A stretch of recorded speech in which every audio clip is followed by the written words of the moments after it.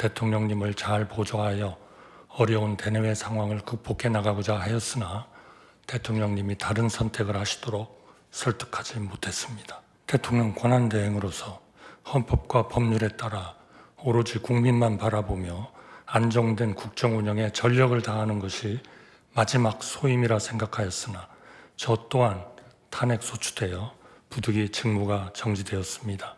한평생 국민을 섬긴 사람으로서 제게 남은 꿈은 단 한 가지, 하루빨리 불합리한 혐의를 벗고 국민께 약속드린 마지막 소임을 다하는 것입니다.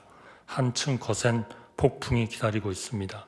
이를 극복하기 위해서는 무엇보다 정치와 정부가 지금까지와 크게 달라져야 합니다. 현명한 판단을 내려주시기를 간곡히 당부드립니다.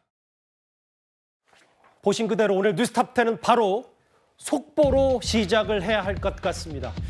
윤석열 대통령 선고보다 먼저입니다. 헌법재판소가 조금 전에 한덕수 총리에 대한 탄핵 심판을 24일, 그러니까 다음 주 월요일 오전 10시에 선고한다고 밝혔습니다. 이제부터 사실상 특집으로 준비한 저희 뉴스탑10 하나하나 꼭꼭 씹어서 이 파장을 살펴봐야 될 것 같습니다. 시작해볼까요? 먼저 이현정 의원님. 네.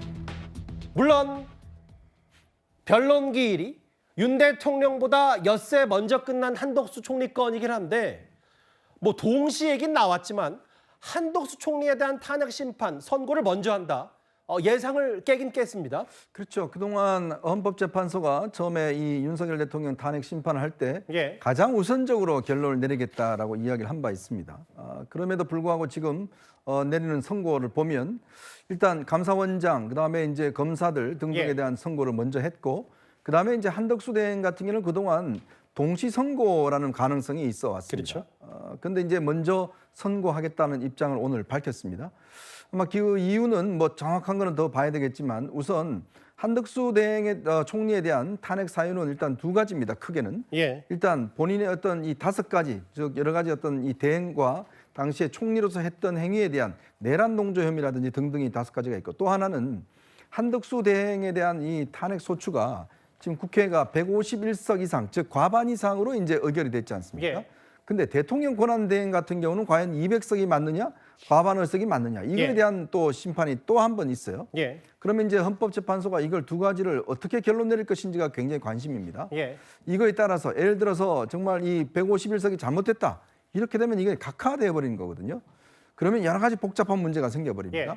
근데 이제 문제는 그거는 판단을 유보하고 예를 들어서 이 본안에 대한 판단을 내릴 경우에 아마 이제 내란죄 부분에 대한 이제 이 헌법재판소 재판관들의 좀 의견을 미리 알 수 있을 것 같아요. 대통령 선고와도 직간접적으로 관련이 있으니까요. 네. 그리고 또 하나는 아마 헌법재판소가 판단한 거는 최근에 최상목 대행에 대한 탄핵 문제가 자꾸 나왔지 않습니까? 그럴 경우에 우리 국민들이 걱정을 한 게 이 국정 자체가 운영이 안 되는 거 아니냐에 대한 걱정이 꽤 있었습니다. 특히 트럼프 대통령 취임 이후에 계속되는 통상 압력, 이 부분에 대한 대처를 해야 된다는 게 그동안 언론이나 이런 걸 통해서 거듭 이야기를 해왔거든요.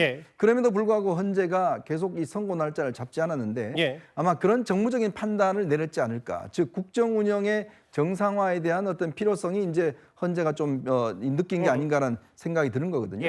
그렇기 때문에 헌재가 월요일 날 어떤 결론을 낼지는 아직 모르겠습니다만은 일단 헌재가 결론을 내릴 경우에 윤 대통령 선고가 과연 그러면 더 늦춰질 것인지, 이 부분에 대한 것들, 그리고 내란죄 부분, 내란 부분에 대해서 판단을 어떻게 내릴 것인지, 그다음에 대행에 대한 어떤 판단 기준을 과연 200석인지 아니면 151석인지, 이 부분이 관전 포인트인 것 같습니다. 화면 한번 제가 살펴보겠습니다. 실제로 탄핵안 접수는 당연히 대통령께부터 먼저 됐지만 변론은 단 한 차례 한덕수 총리 건이 엿새 먼저 끝이 났습니다. 그리고 다음 주 월요일 오전 10시에 헌법재판소가 한덕수 총리의 파면 여부, 직무 복귀 여부를 결정합니다. 다음 화면을 볼게요.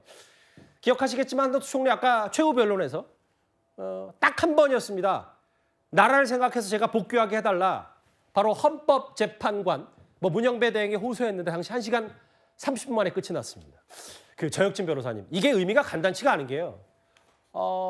헌재가 오늘 한덕수 총리 건 선고 날짜를 공지하면서 이번 주에 대통령 선거 공지 날짜는 없다, 이렇게까지 얘기를 했거든요.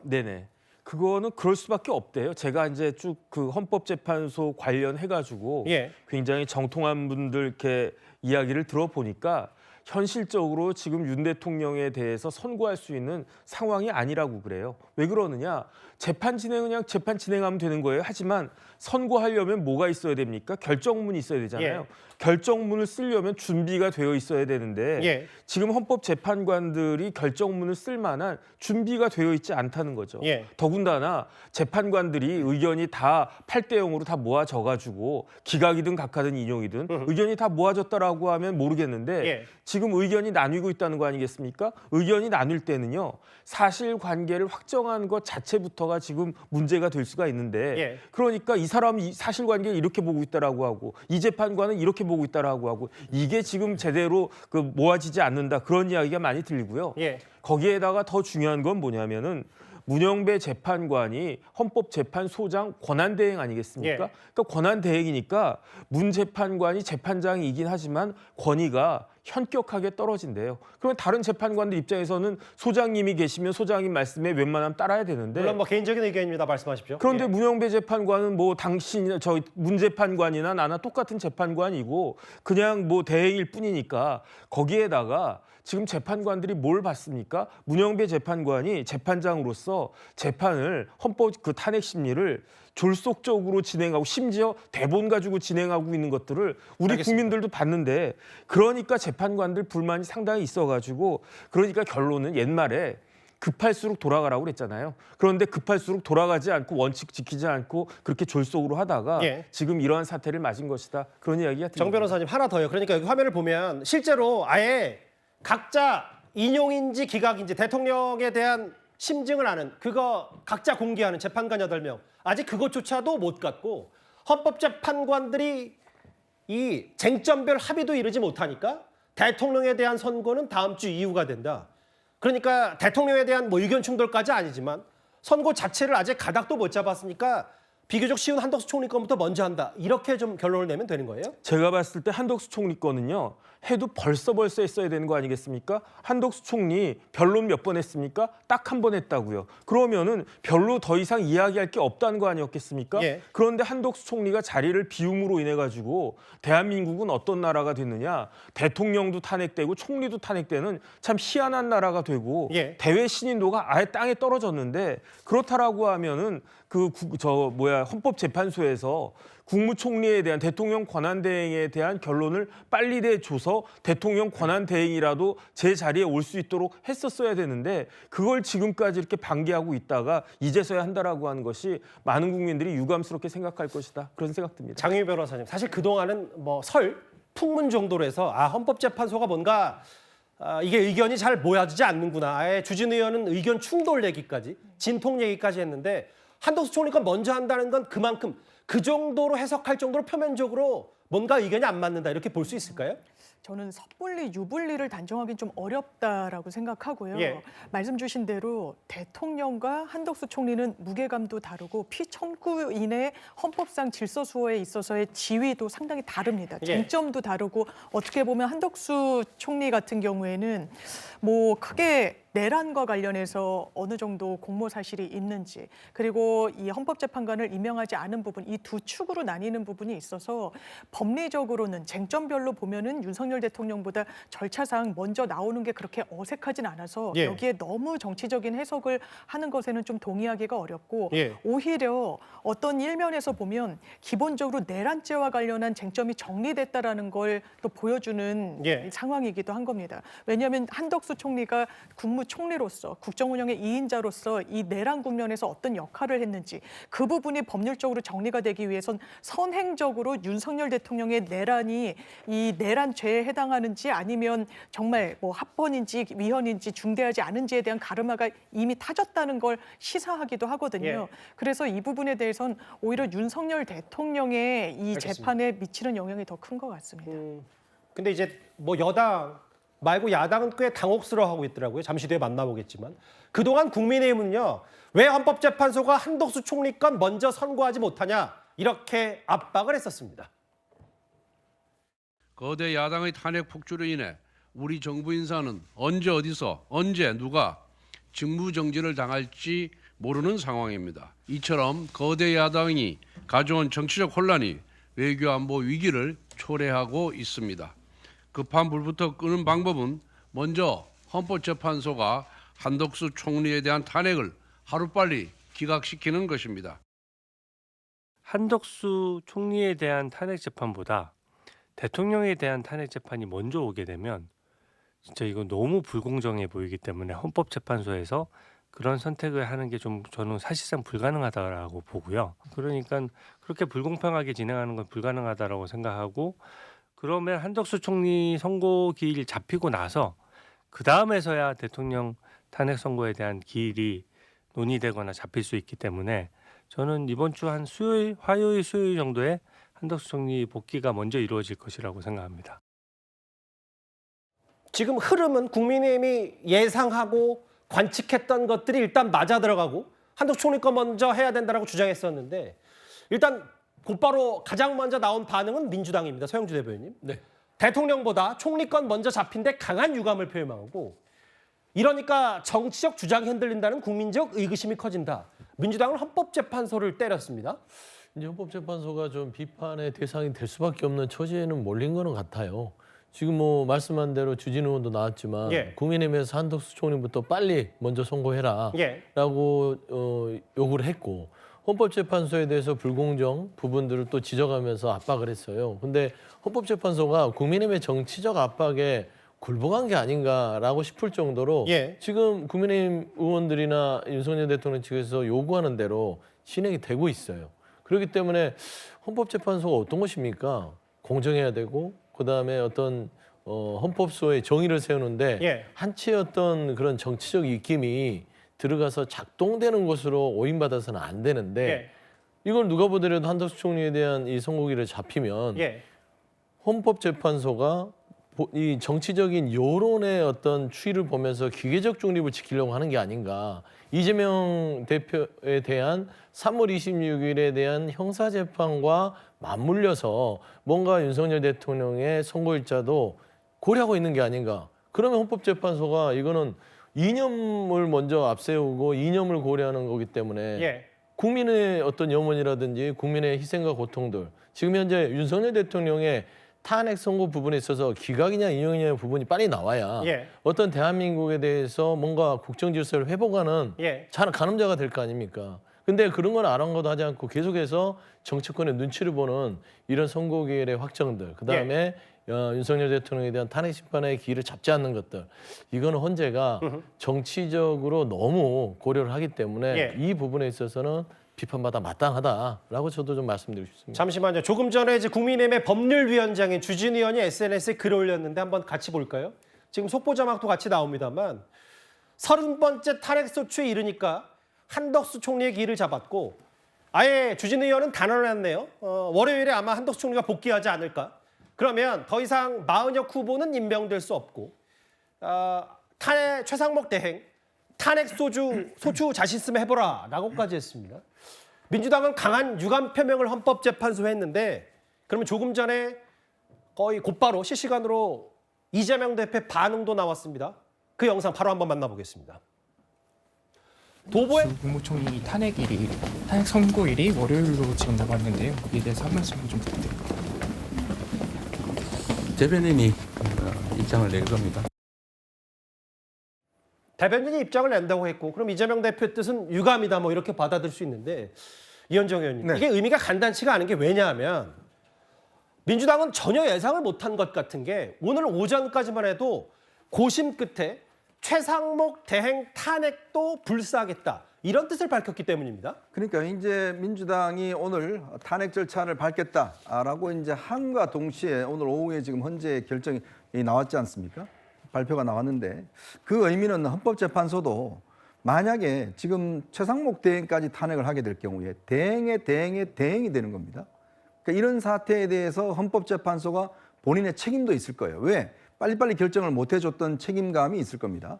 아마 그런 것들이 헌법재판소에 굉장히 부담이 됐을 겁니다. 예. 만약에 이제 오늘 그 국회가 이제 열리는데 이 탄핵 절차를 시작하게 되면 결국은 지금 한덕수 총리, 그러니까 총리에 대한, 즉 대행에 대한 어떤 이 탄핵 소추의 기준도 지금 헌법재판소가 못 마련했잖아요. 예. 그런 상황에 또 다시 탄핵이 이루어진다 그러면 굉장히 복잡한 문제가 생기고 모든 어떤 비난의 화살이 헌법재판소로 향할 겁니다. 도대체 헌법재판소가 지금 국정에 대한 관심이 있는지, 국정 운영에 대한 책임이 있는 것인지 이 부분에 대한 비난 여론이 있지 않겠습니까? 아마 그런 것들을 고려해서 아마 헌법재판관들이 이거 안 되겠다. 지금 야당의 저런 모습을 보니까 도저히 지금 이 한덕수 총리에 대한 이걸 미루면 안 되겠다라고 해서 저는 전격적으로 결정을 한 것 같아요. 예. 그런 어떤 상황이고, 그러니까 결국은 이 민주당이 지금 너무나 조급한 측면들 때문에 예. 이게 지금 헌법재판소가 본인들 뜻대로 움직이지고 않는 데 대한 굉장히 어떤 두려움이 있는 것 같습니다. 아마 어제 이재명 대표도 이 당 지도부를 저녁에 만난 자리에서 도대체 정보 있는 사람이 없냐 이런 이야기를 했다고 그래요. 뭐 그제 그렇다는 얘기가 있죠. 비공개 자리에서 이재명 근데 대표가. 따지고 보면 저는 솔직히 이 헌법재판소 움직임에 대한 가장 어떤 핵심적 정보는 이재명 대표가 알 겁니다. 왜냐하면 우리가 역대 제가 취재를 해보면 옛날 박근혜 전 대통령 탄핵 문제에 대해서도 그때 아마 문재인 대통령이 굉장히 빨리 알았다고 그래요. 왜? 그냥 일단 이 뭔가 이 탄핵이 내려지면 제일 먼저 정보를 예를 들어서 할 수 있는 그 사람이 대통령이 될 수 있는 가능성이 있는 사람이 이재명 대표이기 때문에 예. 충분히 그런데 이재명 대표조차도 이제 없다는 거. 그리고 어제 격한 발언이 등등이 나온 걸 보면 지금 이 본인들의 생각대로 헌재가 움직여주고 있지 않다라는 느낌들을 아마 강하게 가지고 있을 것 같아요. 그 아마 최상목 권한대행 몸조심이나 뭐 현행범 이런 표현도 그런 속내 발로다. 그렇죠. 그래서 그 조급증의 발로로 결국 마은혁 후보자를 임명하지 않은 데서 최상목 대행을 탄핵 소추하겠다고 그러는데 문제는 근데 해봤자 안 됩니다. 그거는 그 남의 이 교육부 총리가 그걸 할 리가 없는 거거든요. 그렇게 실익이 없음에도 불구하고 하는 거는 헌법재판소에 대한 경고성이었거든요. 근데 그 경고에 대한 답이 저는 이거라고 봐요. 예. 결국 한덕수 총리 한다. 이래버리면 사실은 이 최상목 대행의 탄핵 의미가 아무런 없어져 버린 거 아니겠습니까? 즉 저는 오늘 한편의 이 헌법재판소의 어떤 발표는 탄핵을 계속적으로 남발하고 있는 야당에 대한 경고성도 저는 분명히 있다. 더 이상 이런 거 가지고 하지 마라. 예. 우리가 국정 정상화한다. 저는 그런 의미로도 저는 읽힐 수 있지 않을까라는 생각이 들어요. 국민의힘 입장도 들어볼게요. 민주당은 강한 유감 표명을 했어요. 권영세 비대위원장 얘기는 시간이 걸릴 줄 알았더니 한덕수 총리 탄핵 선고 예상과 달리 빨리 잡혔다. 국민의힘 예상보다도 빨리 잡혔다는 거네요. 내용을 생각하면 기각하는 게 마땅하고 그리고 또 있나요? 변론을 한 번에 종결한 거 보면 실체적인 것 먼저 판단하겠다라는 게 검사 출신 권영세 비대위원장의 오늘 생각 같습니다. 저하고 화면을 좀 같이 보실게요. 사실 저희 뉴스탑10 제작진도 불과 1시간 전까지만 해도 역대급 사법 위크라고 해서 이재명 대표의 항소심 선고 수요일 아마 예측컨대 윤 대통령 선고 금요일 날지 않을까 수금 정도만 준비했었는데 어라? 헌재가 예상보다 빨리 한덕수 총리 선고를 먼저 했습니다. 정혁진 변호사님. 네네. 아까 권영세 비대위원장 얘기는 뭐 기각 각하 가능성을 꽤 높이 보는데 정 변호사 생각도 어떠세요? 이게 일단 먼저 잡았고 변론도 딱 한 번에 끝났다. 그러면 한덕수 총리권의 기각 확률이 꽤 높아졌다고 봐야 되는 겁니까? 만약에 한덕수 국무총리 그것도 대통령 권한 대행을 파면시키려고 하는데 간단하게 그 변론 한번 딱 하고 그렇게 할 수가 있겠습니까? 예. 만약에 정말로 한덕수 총리가 파면될 종의 문제가 있다라고 하면 그러면 최소한 그냥 건 모습이라도 두세 번 정도 그 탄핵 심의 절차는 거치지 않았겠는가. 그게 일반적인 사람들 생각이고요. 그다음에 한덕수 총리의 탄핵 사유를 갖다가 보면 굉장히 황당해요. 뭐가 황당하냐. 5가지를 들고 있는데 첫 번째 김건희 특검법 거부권 행사를 건의했다. 그게 탄핵 사유고요. 윤석열 대통령 계엄과 내란에 공모하거나 묵인 방조했다. 그다음에 더 황당한 거는 한덕수 한동훈 공동 국정 운영 체제 만들려고 했다. 그다음에 내란 상설 특검 임명하지 않았고 헌법재판관 임명 거부를 했다. 예. 이게 총리로서의 한 일과 대통령 권한 대행으로 산 일이 아주 그냥 뒤섞여 가지고 짬뽕이 돼 가지고 이런 상황인데 예. 그런데 여기 이런 것들을 정리하지도 않고 만약에 탄핵을 이용한다? 이러면은 진짜 대한민국 헌법재판소는 문 닫아야 되는 것이 아닌가. 그러니까 핵심은 기각이냐 아니면 각하냐. 각하라고 하면 151석 이상 200석 이상을 얻어야지 그래야지 그 진행이 될 수 있는 것이었다. 이런 정도 의미가 있지 결론은 탄핵이 무효다라고 하는 것에 결론이 모여질 거라고 하는 것은 이견이 있을 수 없다는 생각이 듭니다. 권영세 비대위원장은 예상보다 빠르다고 했지만 아예 나경원 의원은 한 발 더 나아가서 아까 속보에 나왔는데 조금 더 빨리 헌재가 결정했어야 된다라고까지 얘기했어요. 오늘이 목요일인데요. 다음 주입니다. 저도 내일 다음 주 마음 뭔가 준비 단단히 하고 임해야 될 것 같은데요. 월요일 한덕수 총리 건을 시작으로 수요일 이재명 대표 항소심 선고, 당선 무효용 여부가 결정되는, 그리고 금요일 있을지도 모를 대통령 선고도 있습니다. 다음 화면을 볼게요. 그러면 다시 본론으로 가서 한덕수 총리 건이 어떤 탄핵 사유가 있는지를 한번 하나하나 살펴봐야 될 것 같습니다. 아까 정혁진 변호사께서 미리 언급했던 부분 중에 이건데 한덕수 총리는요. 12.3 비상계엄 선포에 공모하고 대통령 권한대행직을 수행하면서 국회가 추천한 헌법재판관을 임명하지 않았다는 이유로 작년 말, 그러니까 정확히는 12월 27일 탄핵 소추됐습니다. 그런데 아까 정혁진 변호사 말씀하셨지만 장윤 변호사님 저 화면을 같이 보실게요. 네. 이게 한덕수 총리 건을 먼저 선고하는 것보다 오히려 더 중요할 수 있는 게 이게 개헌 관련 첫 번째 사법 판단이 나오는 거기 때문에 이게 대통령 선고에 어떤 영향을 미칠지, 특히 이 내란죄 부분, 이게 대통령 거와 겹치기 때문에 좀 미리 보는 가늠자다 이런 판단들이 많거든요. 굉장히 동의가 되는 분석이고요. 이제 헌재 입장에서는 그러니까 지금 가능성으로만 타진하면 한덕수 총리에 대해서 탄핵 소추안은 기각이 되고 윤석열 대통령에 대해서는 인용 쪽이 아니냐라고 하면 이 부분과 관련해서 논리적 정합성이나 국정 운영의 공백을 최소화하기 위해선 어쨌든 대행 체제를 원래로 바꿔놔야 되는 그런 부분도 있는 거거든요. 더구나 더 중요한 건 윤석열 대통령의 이런 계엄과 관련한 위헌 위법이 훨씬 먼저 가르마가 타져야 됨에도 불구하고 거기에 부수하여 판단할 수밖에 없는, 왜냐하면 이 원래 주범자의 죄가 어떻게 성립되는지를 명확히 해야 공모 여부에 대해서 판단으로 나아갈 수 있기 때문인데 일단 한덕수 총리에 대해서 먼저 판단하겠다는 건 윤석열 대통령에 대해서도 판단이 내려졌다는 거고, 그 판단과 관련해서 어떻게 설시가 나올 것인지가 정말 굉장히 중요하고 오히려 윤석열 대통령의 탄핵 여부를 가늠하는 하나의 바로미터로 작용할 것 같습니다. 그 내란죄 부분이요. 그러니까 내란죄 부분.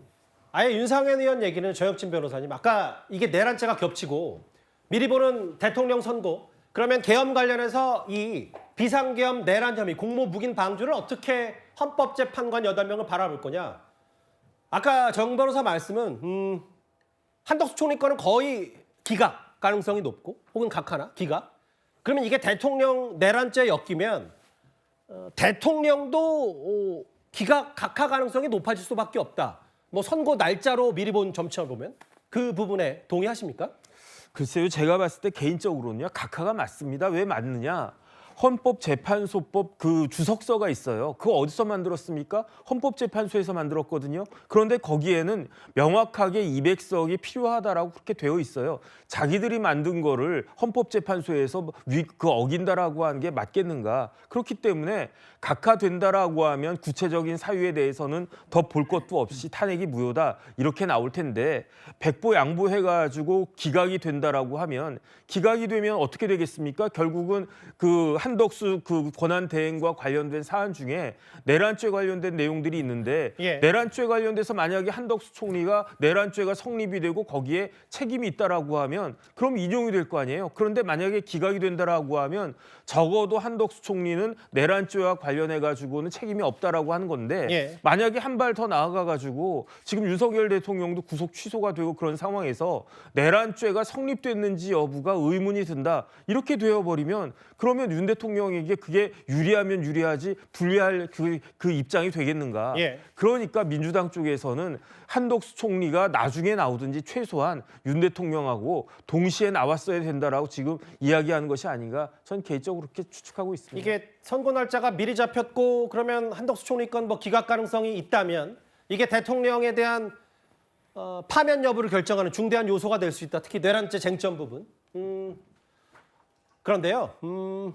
여야는 지금 한덕수 총리가 탄핵 소추안이 국회 문턱을 넘는 그 쟁점, 200석이 맞는지 151석이 맞는지 의견 종족수를 두고 강하게 충돌했었습니다. 한덕수 총리의 탄핵 소추안이 통과됐을 당시 화면을 잠시 준비했습니다. 헌법 제65조 2항에 따라 제적위원 과반수의 찬성으로 의결한다는 점을 말씀드립니다. 천하람 의원, 전종덕 의원. 말이 안 되잖아요. 아니 3분의 1을 해줘요. 왜 2분의 1을 합니까? 조용히 해보세요.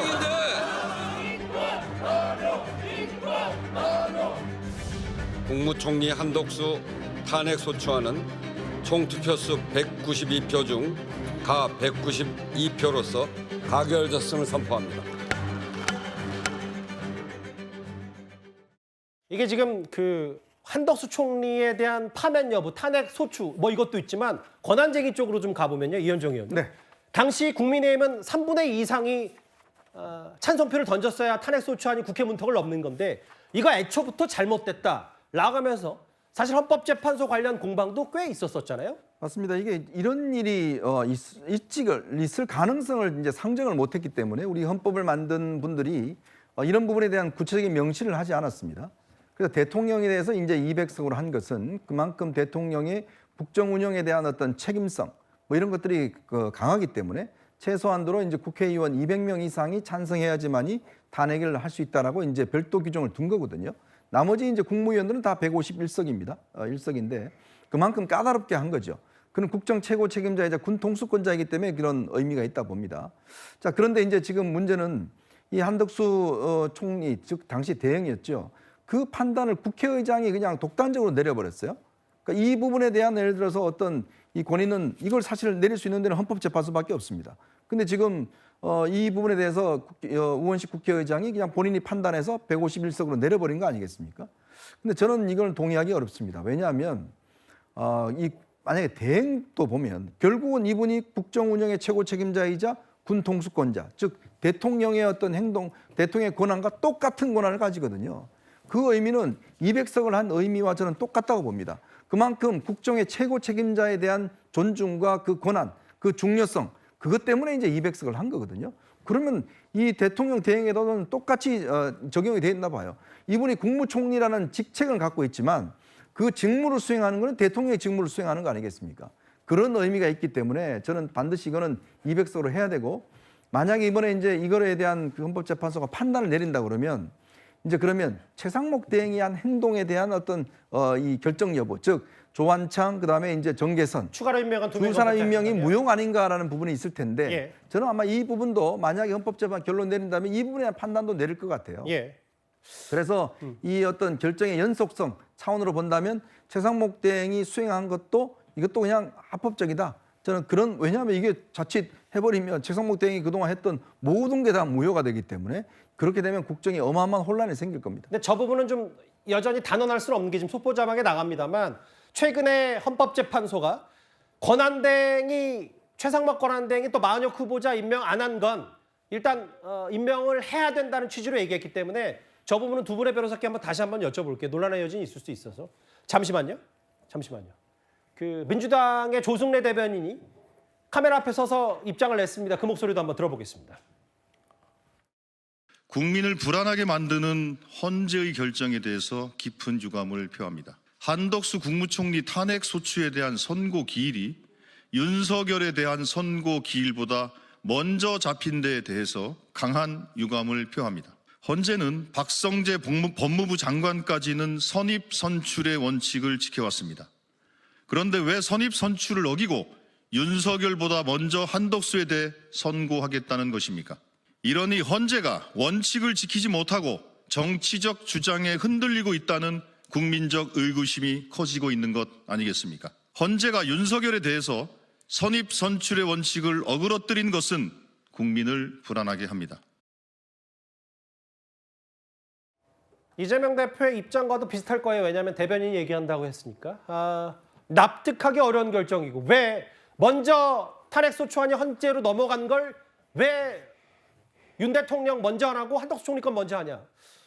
근데 아까 박성재 법무부 장관도 얘기했는데 서영주 대변인, 이렇게 되면 헌법재판소가 어떤 심증을 갖고 있는지 알 수 없어서 박성재 법무부 장관도 이번 주에 주초에 박성재 법무부 장관도 변론 딱 한 번으로 끝냈거든요. 그렇습니다. 그러면 대통령권 계속 평의도 미뤄지면 박성재 법무부 장관 건에 대한 선고를 또 먼저 할 수 있는 가능성도 배제할 수 없는 거 아니에요?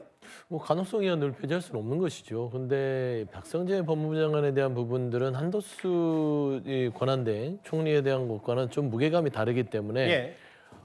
애시당초 헌법재판소에서 이 윤석열 대통령의 탄핵 심판에 대해서 심리를 피청문 쪽에서 선입선출 요건으로 해달라 요청을 했을 때 주심 판사인 정영식 재판관이 그 부분은 헌재가 중요도와 시급성을 따져서 결정할 사안이다라고 분명한 원칙을 세웠습니다. 예. 그렇기 때문에 선입선출로는 하지 않고 헌재가 판단해서 가겠다라는 입장을 지금 지키고 있다고 보는데요. 저는 한덕수 권한대행에 대한 이 선고가 24일로 잡힌 거는 기본적으로 윤석열 대통령, 그러니까 대한민국의 대통령에 대한 결정을 해야 되잖아요. 크게 봐서는 파면 결정이 나올 수도 있으면 중대한 결정이에요. 그래서 13일 날 돌이켜보면 감사원장과 예. 서울중앙지검장에 대한 이 선고일이 잡혔죠. 예. 그때도 3월 14일이 윤석열 대통령의 심판 결정이 있지 않을까라는 선고가. 기대가 있었음에도 불구하고 13일 날 감사원장과 서울지검장을 했습니다. 예. 거기에 저희가 주목했던 것들은 탄핵 소추의 남용이 아니다라는 그 결정에 대한 적시가 있었어요. 예. 그리고 저는 한덕수 총리에 대한 이 선고도 지금 14일을 넘겨서 21일을 넘길 것 같은 그런 상황에서 예. 먼저 하는 것은 비상계엄에 대한 또 한 번의 윤석열 대통령의 어떤 논리를 깨는 그런 결정문을 담을 의지를 갖고 있지 않냐. 그러니까 사장님 말씀은 죄송합니다만 네. 대통령 파면, 그러니까 인용을 위한 그렇죠. 나머지 공무원들이 일단 빨리빨리 해서 정리를 하고 네. 중요한 건 대통령 파면 여부기 때문에 그렇습니다. 헌재가 일단 감명한 것부터 먼저 하는 거다. 감명한 것부터 하면서 조금씩 그 대통령의 8대0 인용을 위한 빌드업을 하는 겁니다. 근데 민주당이 그러면 유감 표명할 필요는 없는 거 아니에요? 그러니까 민주당의 판단이 이제 판단 부분에 대해서는 제가 뭐 평가할 필요는 없으나 예. 정당으로서 국민들의 지금 고통, 이 희생, 뭐 경제도 그렇고 단식하는 분들도 있고 생활에 대해서 불안정한 것도 있고 예. 헌재가 헌법소라는 게 뭐예요? 국정을 조속히 안정시키는 부분이 헌법소의 의지입니다. 예. 그런 부분에서는 신속심리를 약속했던 헌재가 굳이 한덕수 총리를 윤석열 대통령보다 먼저 할 이유도 없습니다. 그럼에도 불구하고 한덕수 총리를 먼저 하는 것들은 예.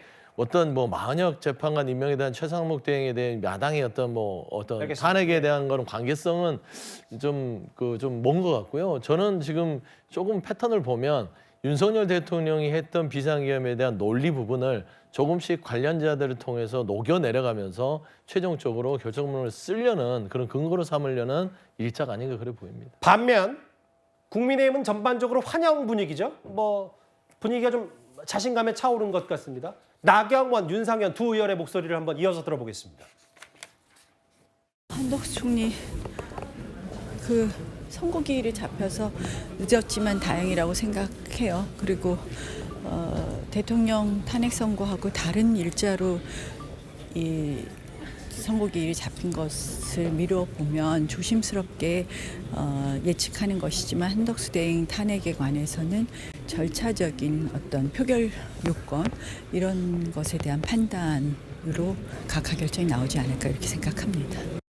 일각에서는 대통령 탄핵심판 선고 또 한덕수 대통령 권한대행 선고를 동시에 하겠다. 그래서 한덕수 권한대행은 기각을 하고 대통령 인용할 거다라는 소리 많이 돌았습니다만은 그건 얼토당토한 얘기고요. 대통령 탄핵심판 선고가 기각 혹은 각하로 나올 가능성이 훨씬 더 커진다라고 해석을 합니다. 근데 이런 부분도 있어요. 그러니까 대통령 선고에 얼마나 영향을 미칠지 부분도 있지만 정혁진 변호사님, 저하고 좀 화면을 같이 보실게요. 물론 뭐 윤상현 의원은 그만큼 평의 토론이 격론하다는 뜻 아니겠냐. 그러니까 한덕수 총리 건부터 먼저 선고하는 거 아니냐라는 윤 의원의 주장이 있지만 만약에 이건 가정입니다. 한덕수 총리가 다음 주 월요일 10시에 기각돼서 복귀를 해요. 국무총리 직무에 복귀를 한다. 그럼 최상목 권한대행은 자연스럽게 이제 다시 부총리 자리로 갈 텐데 문제는 그러면 최상목 권한대행이 대행 시절 임명했던 정계선, 조한창 추가로 임명했던 헌법재판관 2명은 어떤 유권 해석을 받게 되는 거예요? 글쎄요, 제 개인적인 생각인데요. 아무리 그렇다라고 하더라도 최상목 그 대대행이라고 하겠습니다. 예. 임명한 저 두 사람에 대해서 그 임명 효력 자체까지 부인하기는 어렵지 않나 저는 개인적으로 그 생각을 하고요. 왜 그런가? 대행이라고 하는 말을 풀어보면요. 예. 대행이라고 하는 건 대신 행동한다는 거 아니겠습니까? 그러니까 지금 대통령이 자리에 없고 대통령의 권한대행인 국무총리도 자리에 없으니까 예. 부총리가 그 자리를 이어받아가지고 행위를 하는 건데 예. 그거를 지금에 와가지고 소급적으로 무효다 이렇게 이야기할 수는 없는 거고요. 예. 그렇기 때문에 대행의 경우에는 현상 유지적인 행위만 해야 된다. 이게 헌법 교과서에 나와 있는 이야기예요. 대행도 그런데 하물며 대대행이라고 하면 예. 더 극도로 현상 유지적인 행위만 했었어야 됐는데 그러니까 헌법재판관을 임명하는 등의 행위는 사실은 곤란한 것이었다. 그때 예. 그 최상목 그 대대행이 그 두 명을 임명한 것은 사실은 그렇게 적절한 것이 아니었다. 이렇게 될 수 있을 것 같고요. 그러니까 정치적으로는 지적할 수 있지만 법적으로 저 새롭게 임명했던 두 명의 헌법재판관이 다시 헌법재판소 재판을 해서 빠질 가능성은 거의 없다. 이런 말씀하시는 제가 거예요? 봤을 땐 그렇고 그렇기 때문에 지금 그 최상목 권한대행이 마은혁 후보자를 재판관으로 임명하지 않는 것은 그건 정당한 것이었다. 오히려 저는 그렇게 생각이 됩니다. 아까 저희가 자막에 좀 혼선을 들어 죄송한데 무효가 된다는 건 단언할 수는 없고 그럴 가능성이 있다는 것만 염두에 둔다. 근데 장희 변호사님, 뭐 다시 6인 체제가 되는 건 쉽지 않다. 물음표를 치고 영향을 줄까? 시나리오 중에 하나인데 문제는 이렇게 계속 미뤄지면요. 대통령에 대한 선고가 문영배, 이미선 두 재판관 임기가 4월 18일까지잖아요. 이게 그럼 어디까지 미뤄질 수가 있는 거예요? 이게 그 윤석열 대통령 측에서는 헌법재판소법에 따르면 180일 이내에 이제 선고를 해야 된다라고 하니까 180일까지는 우리가 충분히 방어권을 행사할 기한이 보장돼야 된다라고 하지만 그 법무는 어쨌든 빨리 끝내란 취지예요. 6개월 이상을 끌지 말라는 훈시 규정이어서 이 부분과 관련해서 윤석열 대통령과 관련한 지금 선행되는 결정들, 이를테면 검사 탄핵에도요. 윤석열 대통령의 이 탄핵 심판과 관련한 하나의 단초가 들어가 있었습니다. 이를테면 줄탄핵은 이 국회의 하나의 권한으로서 남용을 행사한 건 아니라는 결정이 있었어요. 이것을 법적으로 해석해 본다면 탄핵을 계속해서 계엄이 정당했다. 발목을 잡았기 때문에 계엄으로 국민들께 알리려 했다라는 논거는 깨지는 겁니다. 최소한 헌법재판관들 만장일치 의견으로 그 주장은 채택하지 않겠다는 게 보이는 거거든요. 이를테면 한덕수 총리에 대해서도 마찬가지입니다. 내란에 대해서 어느 정도의 가름하는 반드시 나올 거예요. 그것이 쟁점 중에 하나였기 때문에. 예. 그러면 이게 내란은 아무 문제가 되는 게 아니었고 공모한 당신도 문제가 없다. 이렇게 나올 가능성보단 이 부분이 문제가 되지만 공모 여부와 관련해서는 뭐 달리 판단된다라는 이 판단이 나올 가능성이 굉장히 열려 있는 상황에서 윤석열 대통령의 탄핵 심리에 지금 이 상황이 유리하게만 해석되지는 않는 것 같습니다. 집권 여당인 국민의힘조차 한덕수 총리 건을 먼저 하라고 압박은 했지만 실제로 그게 그렇게 될지는 예상을 못한 것 같아요. 저희가 속보와 함께 만나본 첫 번째 얘기, 윤 대통령 선거보다 한덕수 국무총리 선고를 먼저 한다. 헌법재판소의 판단 다음 주 월요일 오전 10시입니다. 그럼 이게 이재명 대표의 다음 주 수요일 항소심과도 어떻게 연관이 될지 그러면 다음 주제에서 바로 만나보겠습니다.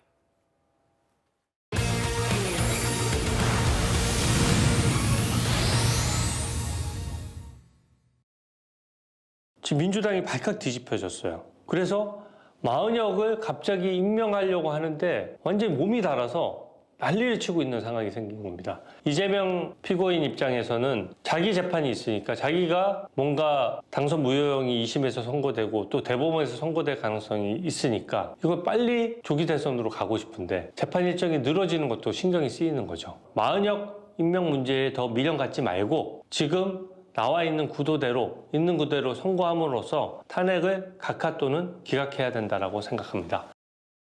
헌법재판관들이 그런 것까지 고려했다고 생각하지는 않고 있고요. 그러나 여당 인사들의 생각처럼 그런 판결이 나지 않고 이재명 대표가 만약 여기서 무죄가 난다든가 또는 뭐 후보 자격을 상실과 관계없는 100만 원 이하의 벌금형을 받는다면 또 그거 갖고 문제 삼지 않겠습니까? 저는 전혀 별개라고 생각해요. 최대한 빨리 하는 게 맞다고 저는 생각합니다.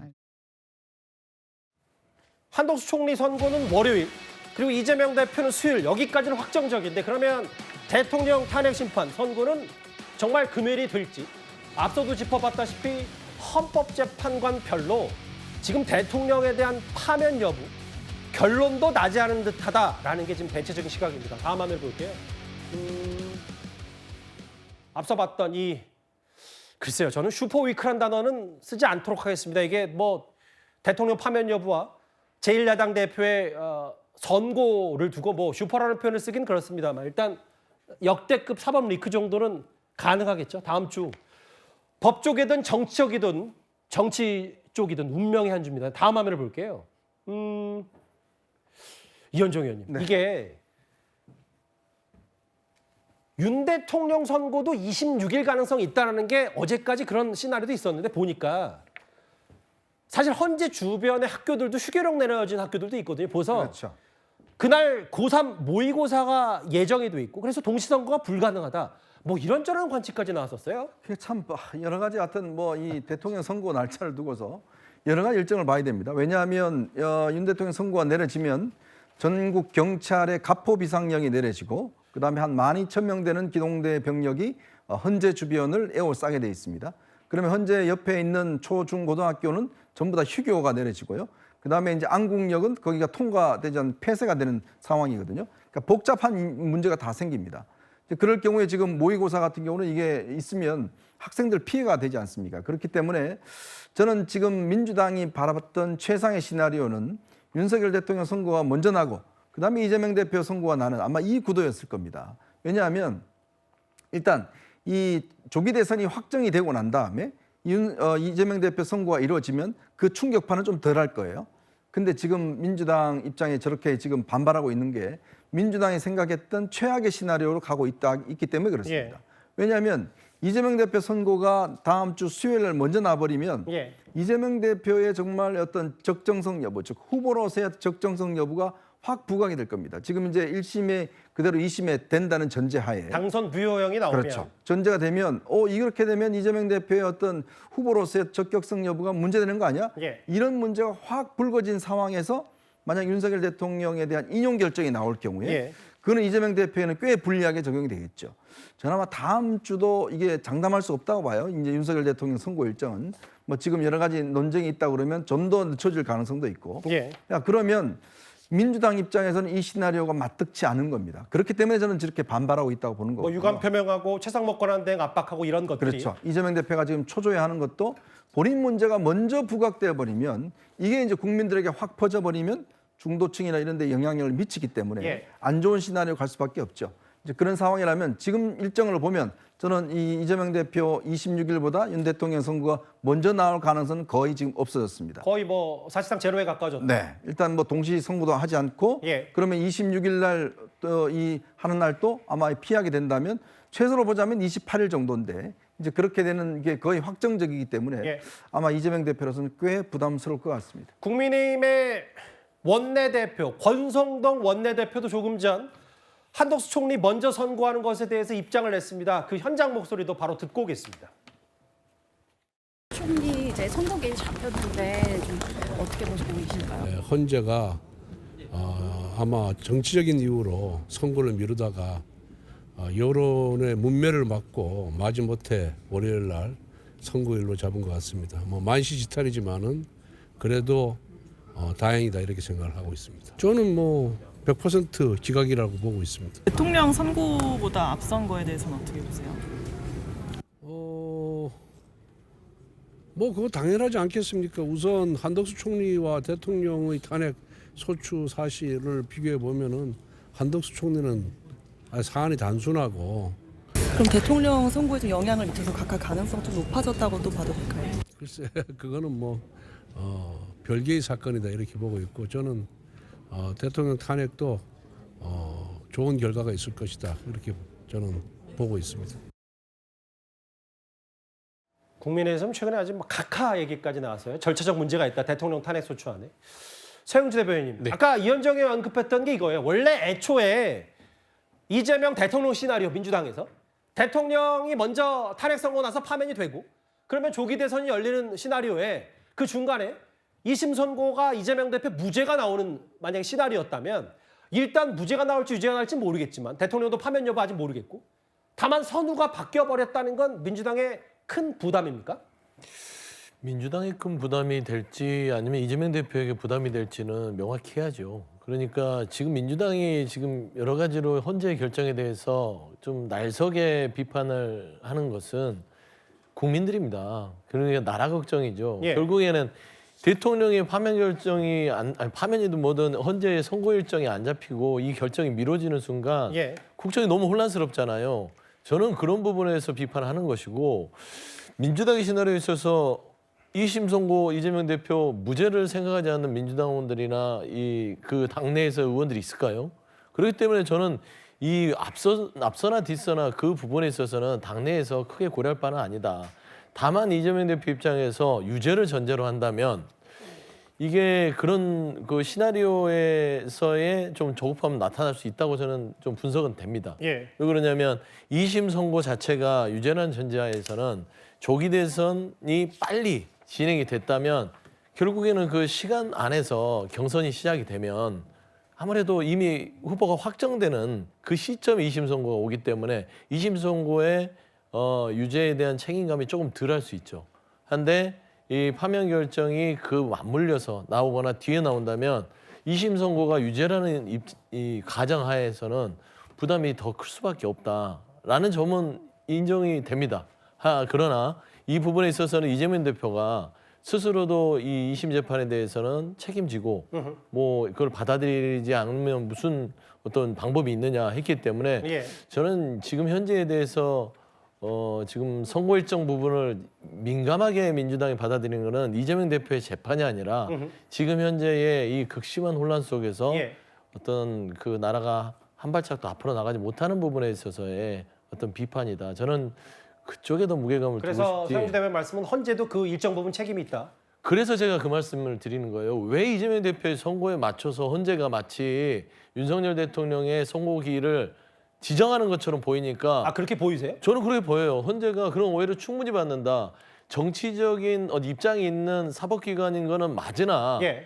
헌재가 너무 정치적인 판단을 하잖아요. 그러면은 헌재가 어떤 결정을 할 때 있어서 그 헌재의 공정성에 대해서 나중에 말이 없겠냐고요. 저는 이런 부분에 있어서 헌재가 굉장히 지금 현재까지는 대단히 잘못된 지금 일정들을 보여주고 있다라고 말씀드리고 싶습니다. 그런데 이게 가장 복잡한 문제일 거예요. 아까 서영주 대변인도 말씀하셨다시피 대통령에 대한 파면 여부 결정이 나기 전에 일단 지금으로서는 확률이 가장 높아 보이죠. 이재명 대표 선고가 먼저 있고 그 선고에 당선 무효예요. 그러니까 선거권, 피선거권 박탈, 유죄가 나오게 되면 물론 정영진 변호사님 대통령 탄핵 심판과 이재명 대표 선거법 위반 혐의는 전혀 다른 형사사건과 헌법재판소 단심 전혀 다른 사건이긴 한데 이게 이재명 대표 당선 무효형 받았고 지금 2심 검찰도 징역 2년을 구형한 상태.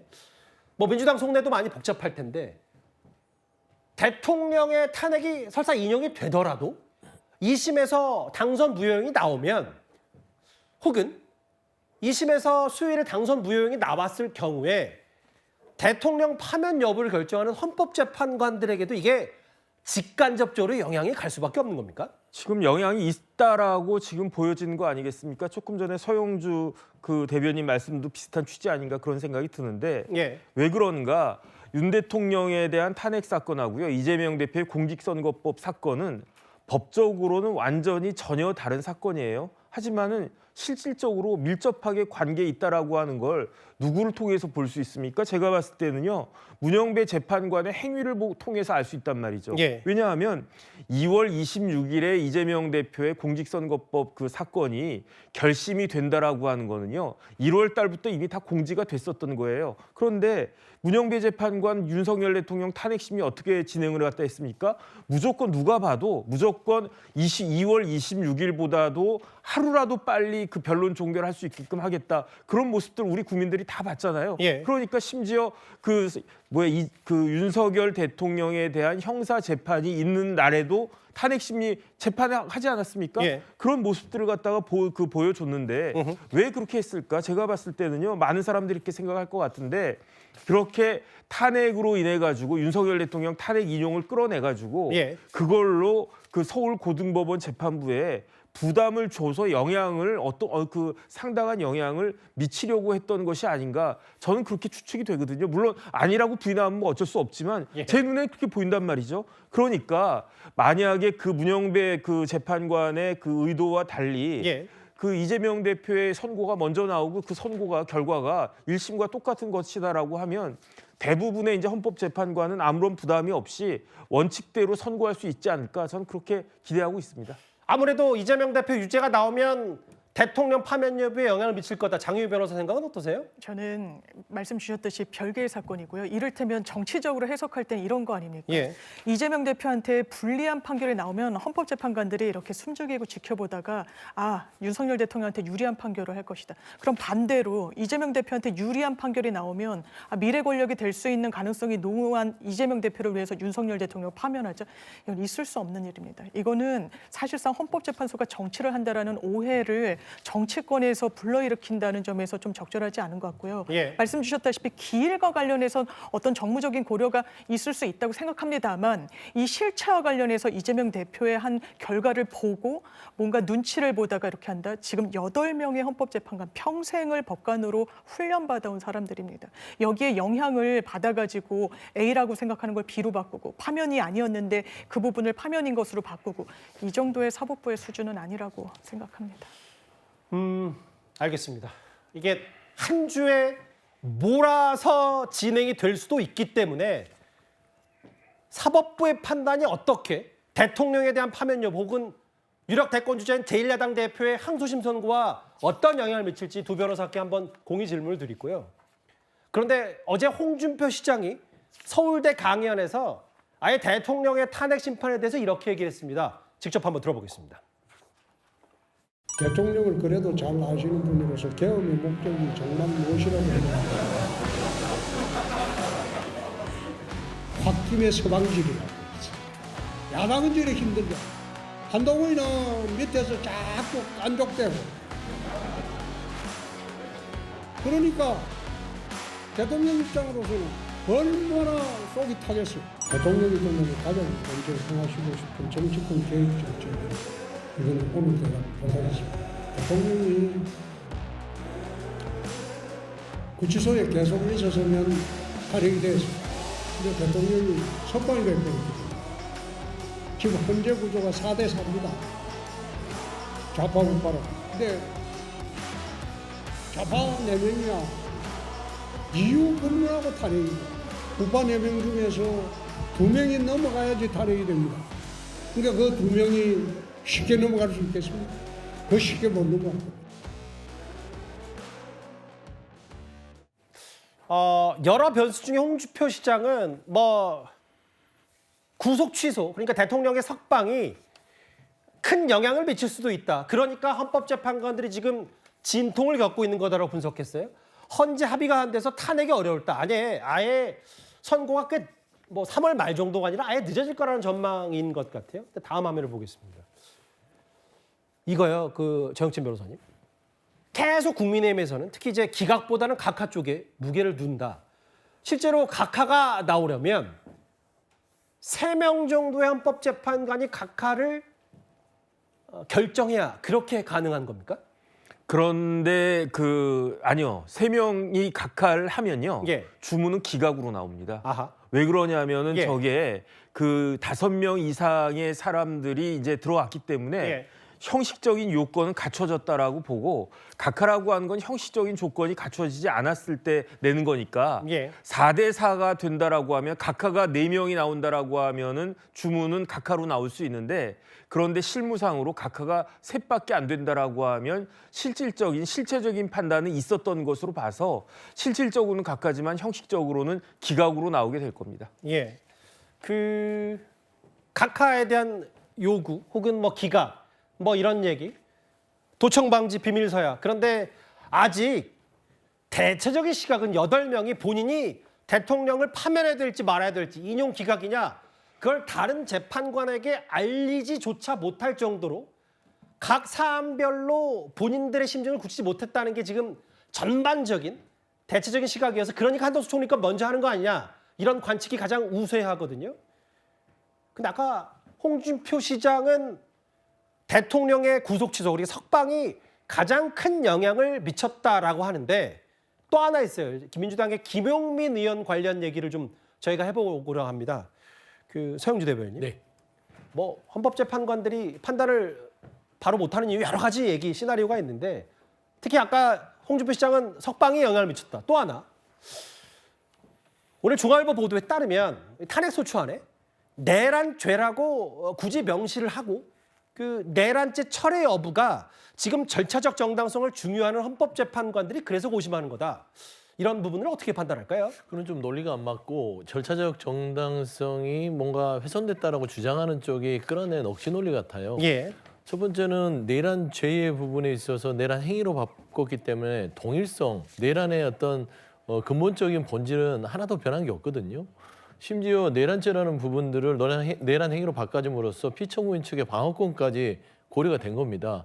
헌재가 내란죄로 이 부분을 판단을 했었다면 피청구인이 윤석열 대통령이 형사재판도 받고 있잖아요. 그럼 그 형사재판에서 유리하겠습니까? 불리하겠습니까? 불리하죠. 헌재가 먼저 결정을 내려버렸기 때문입니다. 그런 의미에서 저는 윤석열 대통령 측에서 김용민 의원이나 민주당이 고맙게 생각해야 될 부분들을 이거를 절차적 정당성에 의한 것도 좀 이게 이해가 되지 않고요. 예. 두 번째는 박근혜 전 대통령 자체도요. 당시에 뇌물죄를 말하자면 뺐습니다. 그래서 탄핵소추 부분에 있어서 처리를 했음에도 불구하고 박근혜 전 대통령 부분들은 절차적인 부분에 하자 없이 인용 결정으로 나왔다라는 점에서는 전혀 따질 문제가 아니다라고 좀 말씀드립니다. 알겠습니다. 각하된다면 내란죄 철회 때문이다. 그 부분에는 지금 방금 말씀하신 서영주 대변인은 뭐 크게 동의를 하시 않은 것 같아요.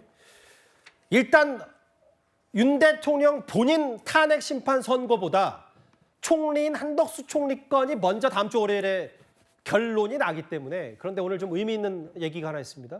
다음 화면 보겠습니다. 이현정 의원님. 네. 대통령 지금 한남동 관저에 머물고 있는데 한 2주 가까이 만에 처음으로 메시지가 나온 것 같아요. 헌재 앞에 단식 중인 지지자들에게 탄핵 심판 결과가 아무리 중요해도 여러분의 생명보다 소중할 수는 없습니다. 부디 단식을 멈추고 건강을 회복하시길 당부한다. 뭐 단식도 있고 최근에 좀 뭐 안타까운 사고도 있었기 때문에 대통령이 그런 입장을 밝힌 것 같아요.